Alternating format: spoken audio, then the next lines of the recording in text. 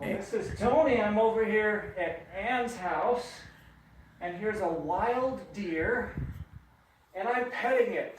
And I'm looking up close. I can see the little hairs in its ears, and the oil that's all around it. Its hoof, natural oil. It just letting me scratch it right away. It's just as comfortable as anything. A really tame deer. And I always wanted to do this.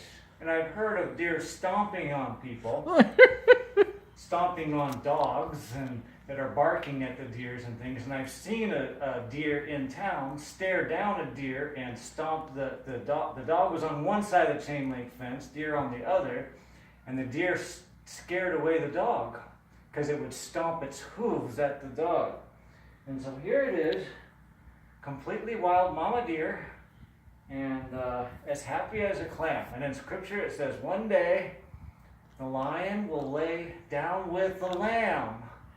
And I love it. I just think this is a little piece of heaven of how God wanted things to be